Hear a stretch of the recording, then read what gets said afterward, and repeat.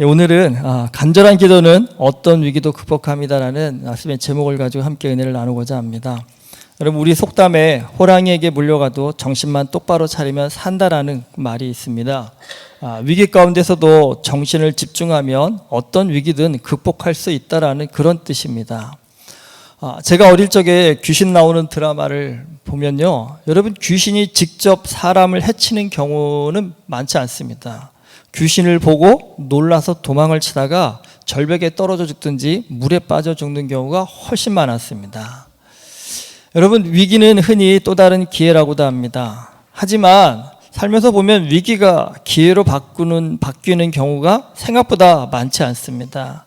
그 이유는요, 위기를 만나면 대부분 이 두려움에 먼저 마음이 무너지기 때문입니다. 여러분, 우리가 두려움에 빠지는 순간요, 평소 같으면 능히 할 수 있는 일도요, 이 두려움 때문에 못하게 돼버립니다. 한 번쯤 우리의 삶을 돌아보십시오. 여러분, 내 삶에서 가장 위기의 순간은 언제셨나요? 그 위기의 순간에 나는 어떤 마음을 먹고 어떤 생각을 했고 어떻게 행동하셨나요? 야곱은 살면서 굉장히 많은 위기의 순간을 맞이합니다. 근데 사실 야곱이 겪는 위기는 대부분 그가 자초한 측면이 큽니다. 야곱은 어머니의 태중에서부터요, 하나님의 약속을 받은 사람입니다. 큰 자가 작은 자를 섬기리라. 정말 놀라운 하나님의 약속을 받은 사람입니다. 하나님은 약속을 반드시 지키시는 신실한 분이십니다. 하지만 하나님의 때가 문제입니다. 여러분, 약속을 했으면 우리는 다 어떤 마음이냐면 가능한 빨리 그 약속을 성취하고 싶어 합니다. 하지만 하나님의 때는요, 우리가 기대하는 것보다 느린 경우가 훨씬 많습니다. 그래서 믿음의 사람이 서두르면요, 그때부터 사실은 위기가 시작되게 됩니다. 야곱이 하나님의 약속을 받은 사람으로서 해야 할 가장 중요한 것, 그건 다름 아니라 기다림이었습니다. 하지만 이 성격 급한 야곱은요, 기다리지 못했습니다.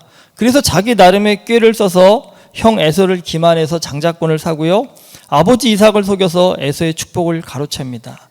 그게 결국 화근이 되어서 야곱은 도망자의 신세가 되었고요, 외삼촌 라반의 집에서요, 무려 20년을 머슴으로 살게 됩니다.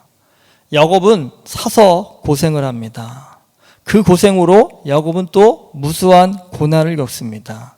근데 여러분, 야곱이 겪는 이 고난이 아무 의미 없는 것만은 아니었다는 겁니다. 이 고난으로 인해서 야곱은요, 믿음이 성장하게 되었고 인격이 좀 깊어지게 되었고 무엇보다도 위기 앞에서 담대할 수 있는 용기를 갖게 됩니다. 인생을 사는 지혜, 여러분, 그 책을 통해서도 많이 배웁니다. 하지만 여러분, 정말 중요한 인생의 지혜는요, 경험을 통해서 배웁니다. 그래서 경험이 가장 좋은 선생님이라고 얘기합니다. 세상에 보면 인간관계를 어떻게 맺어야 성공할 수 있는지에 대한 무수한 책들이 있습니다. 근데 여러분, 그 책 아무리 공부한다고 한들 인간관계를 늘리는 실력이 늘어날까요? 조금은 도움이 될 수 있을 겁니다. 그러나 저는 그게 결정적인 도움은 되지 않는다고 생각합니다. 특별히 살면서 보면 이 사람들의 말에 쉽게 상처받아서 좀 마음을 좀 단단하게 하고 싶어질 때가 있습니다. 여러분, 쉽게 상처받는 내 마음을 단단하게 할 수 있는 제일 좋은 방법 뭘까요? 그건 다른 거 아닙니다. 경험입니다.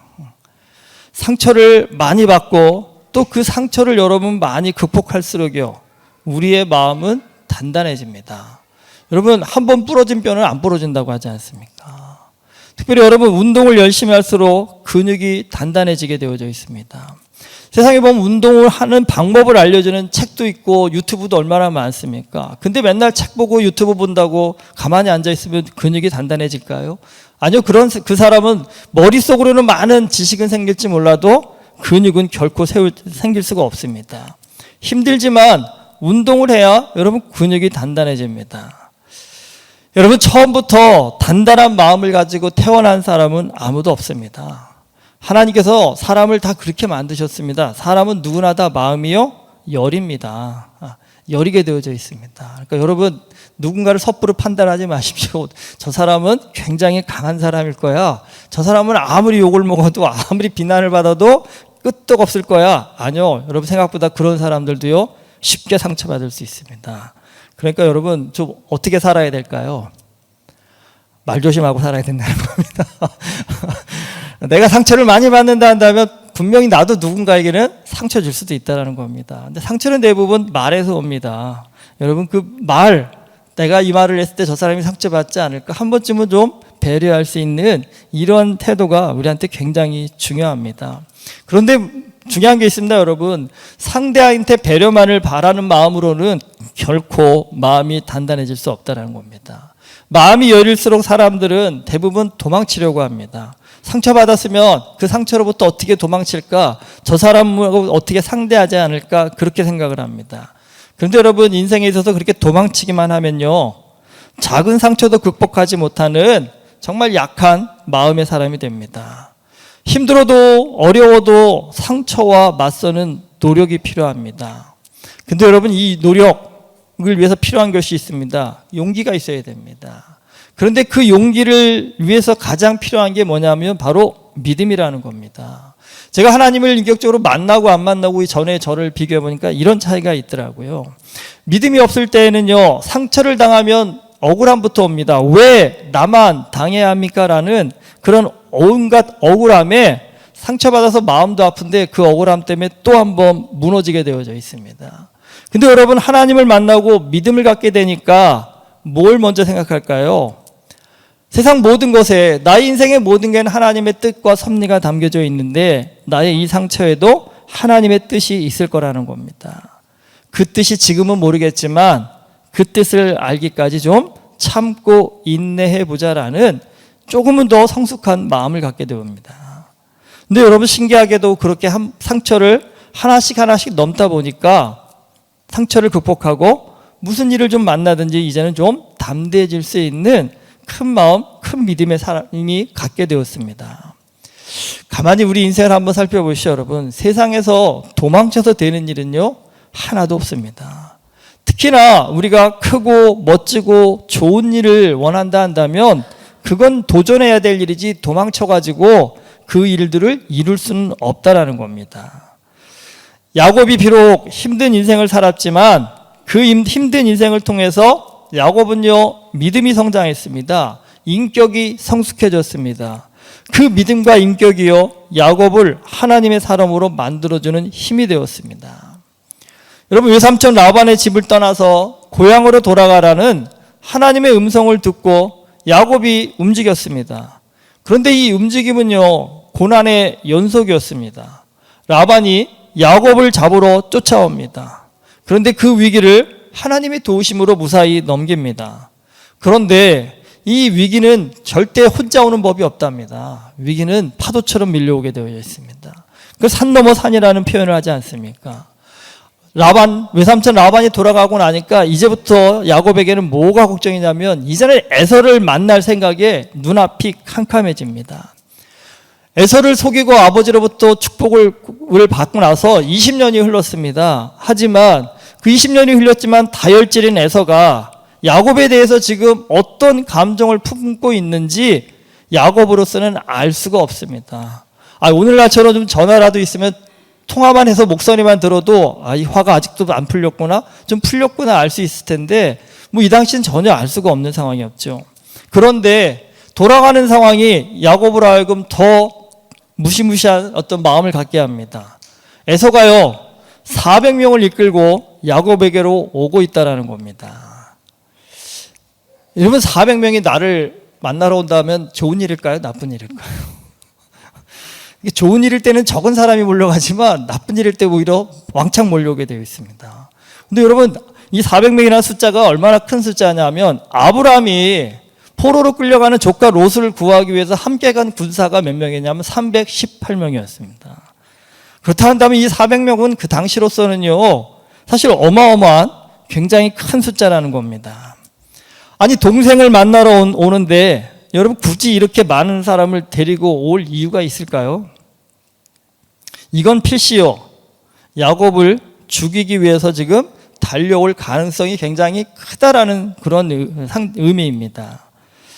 여러분 야곱으로서는 이 상황이 당연히 초조하고 불안할 수밖에 없습니다. 400명이 맞닥뜨린다 한다면 야곱의 가족이 몰살을 당하는 것은 뭐 시간 문제일 뿐입니다.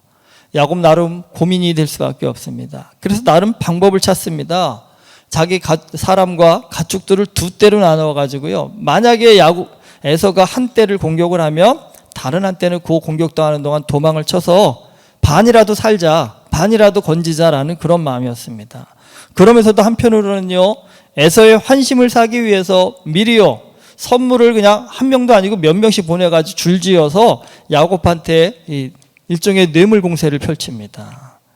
사실 이 정도라면 야곱으로서는 할 수 있는 모든 방법을 다 했습니다.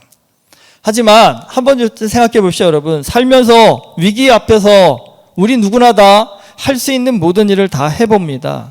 그런데 여러분, 위기 앞에서 내가 할 수 있는 일을 다 했다고 해서 이제 좀 안심해도 되겠구나라는 마음이 드시나요?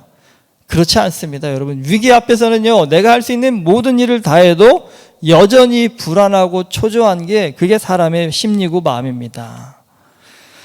이런 위기의 상황에서 야곱이 한번 큰 결단을 좀 내릴 필요도 있습니다.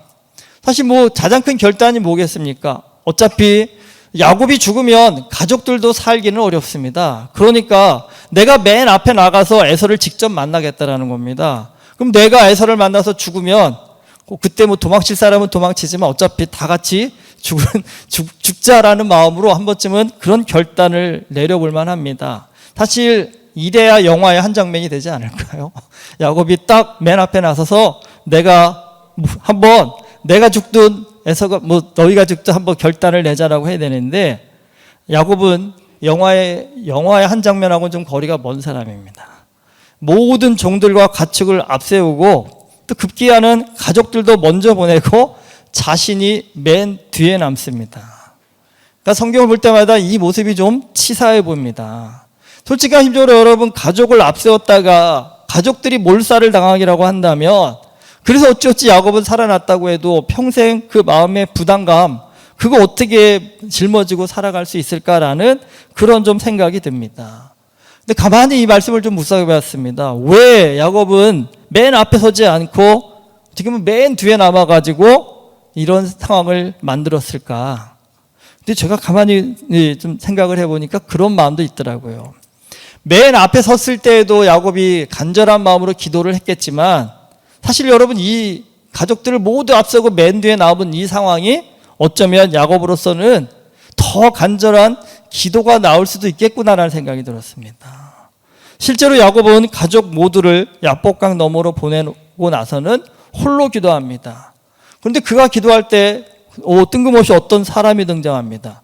그리고 그 사람과 야곱이 씨름을 한다고 합니다.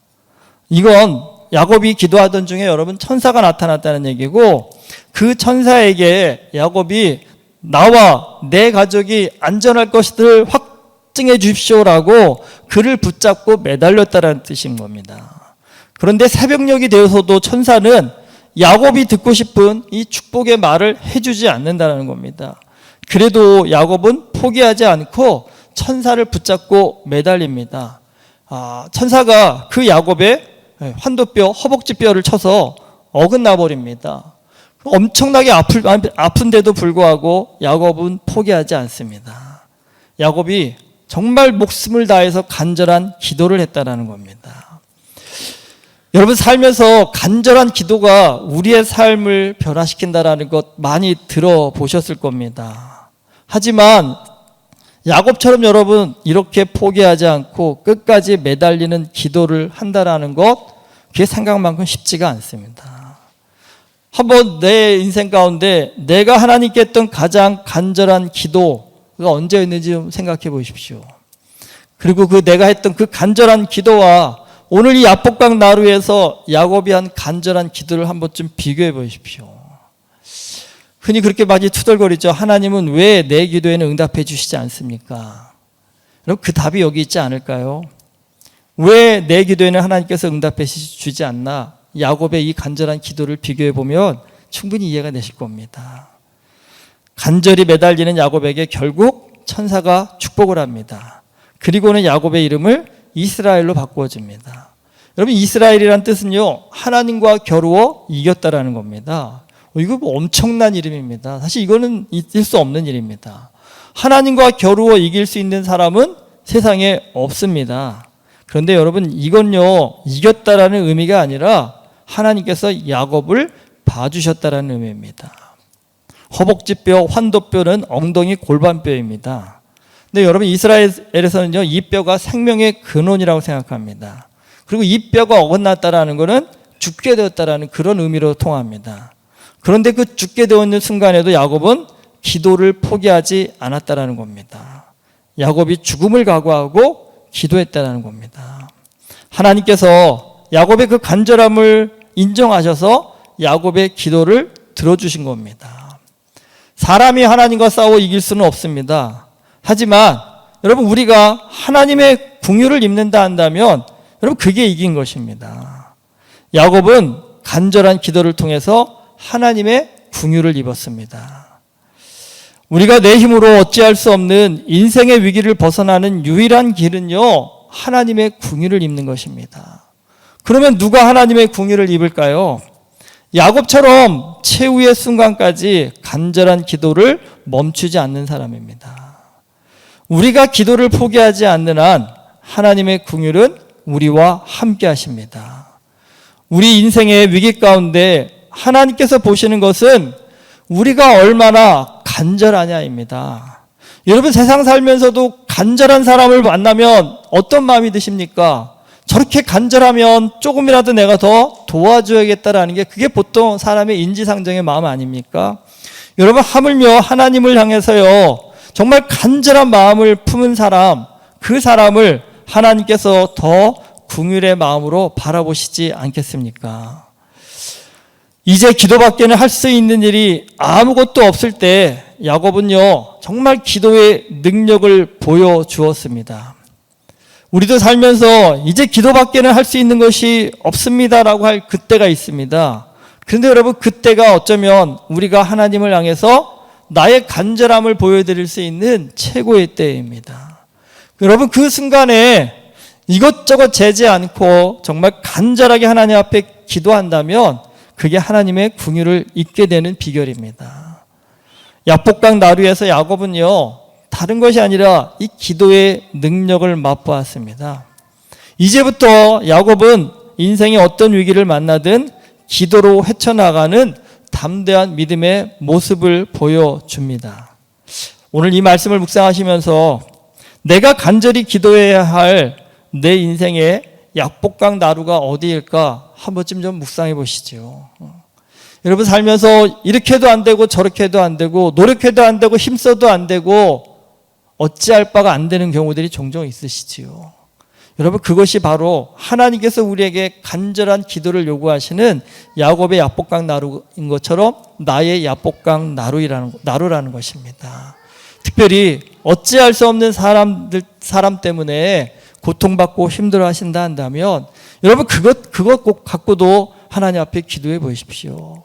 내 인생에 해결될 수 없는 그 문제를 가지고 이곳에서 하나님이 야곱처럼 나도 죽기를 각오하고 간절하게 기도하기를 원하시는구나 라는 하나님의 마음을 받아서요, 여러분, 그곳에서 정말 야곱처럼 최선을 다해서 할 수 있는 모든 노력을 기울여서 한번 기도해 보십시오. 여러분, 야곱에게 역사하시는 하나님의 그 은혜의 역사가 오늘 우리의 삶에도 동일하게 임하게 될 줄 믿습니다. 오늘 하나님께서 우리로 하여금 간절하게 기도하라고 하신 그 야복강 나루에서 도망치는 우리가 아니라 야곱처럼 간절하게 기도하여서 하나님의 긍휼을 입는, 그래서 정말 믿음의 능력자가 되는 우리 모두가 될 수 있기를 주님의 이름으로 축원합니다. 기도하시겠습니다.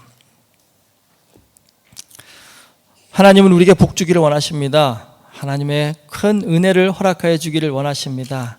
그 은혜를 받는 자는 간절한 기도의 자입니다. 내 삶의 모든 것을 걸고 하나님을 찾고 부르짖고 하나님께 나아가는 자, 그 사람이 하나님의 긍휼을 입게 되는 줄 믿습니다. 하나님, 오늘 우리의 인생 가운데서 하나님께서 우리로 하여금 간절하게 기도하게 하게 만드신 그곳이 바로 하나님의 은혜, 하나님의 축복을 받는 은혜의 장소임을 믿습니다. 하나님 그 축복을 받기까지 간절히 기도할 수 있는 우리가 되게 하여 주시옵소서. 하나님 앞에 간절히 매달릴 수 있는 우리가 되게 하여 주시옵시사. 야곱처럼 하나님 우리도 하나님 앞에 긍휼을 입는 그런 믿음의 사람이 될 수 있도록 우리에게 믿음의 능력 더하여 주시옵소서. 예수 그리스도 이름으로 기도드립니다. 아멘.